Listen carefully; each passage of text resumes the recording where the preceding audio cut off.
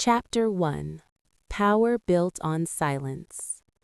For more than 2,000 years, imperial courts across Asia depended on a class of servants who could never threaten royal bloodlines: eunuchs.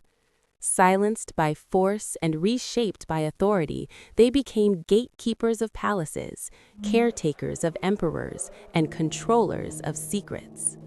Behind this system lay a hidden tragedy: children taken from poverty and sold into irreversible service. These were not isolated incidents. Eunuch markets operated openly in China, Korea, Vietnam, the Ottoman-linked Asian regions, and parts of India, sustained by imperial demand and social desperation.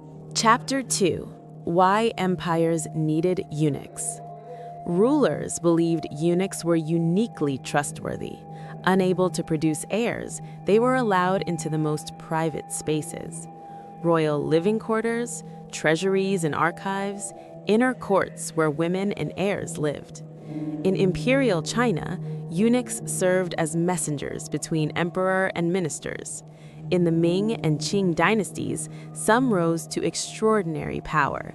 Yet their suffering began in childhood, long before influence or privilege. Chapter 3: The Markets No One Recorded. Eunuch recruitment followed two paths. 1. State punishment for crimes. 2. Voluntary sale driven by poverty. It was the second that created lost markets. In rural villages, families facing famine or debt were approached by brokers.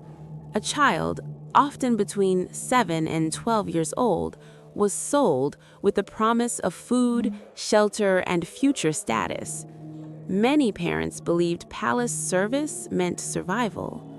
Most never saw their children again.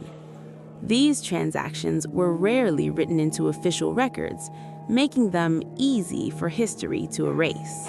Chapter 4: The Price of Palace Survival.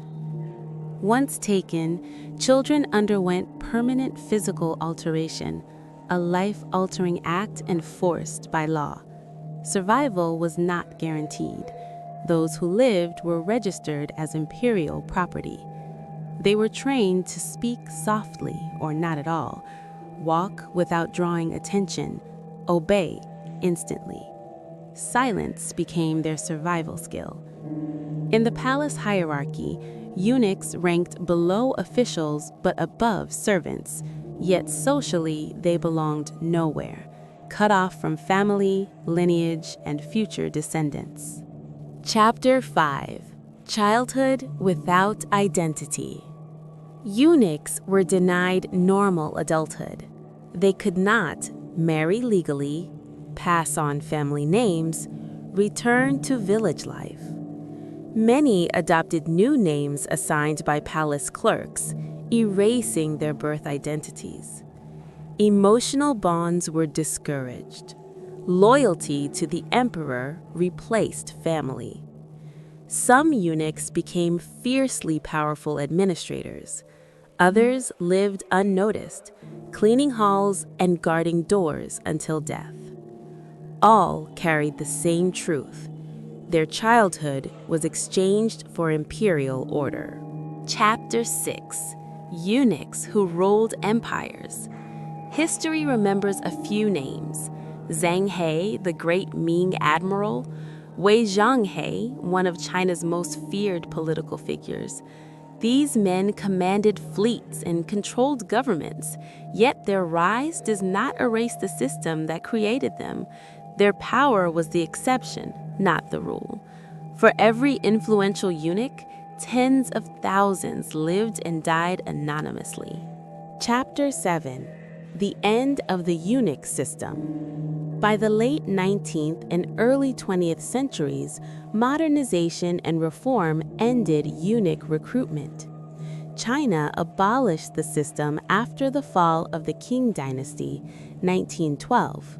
Korea and Vietnam followed earlier reforms.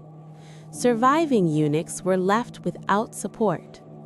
The last imperial eunuch of China died in 1996, carrying memories of a vanished world few wished to confront. Conclusion: children erased for stability. Children sold to silence is not a story of villains alone.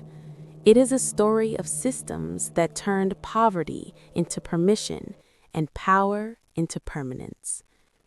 Empires demanded order. Families demanded survival.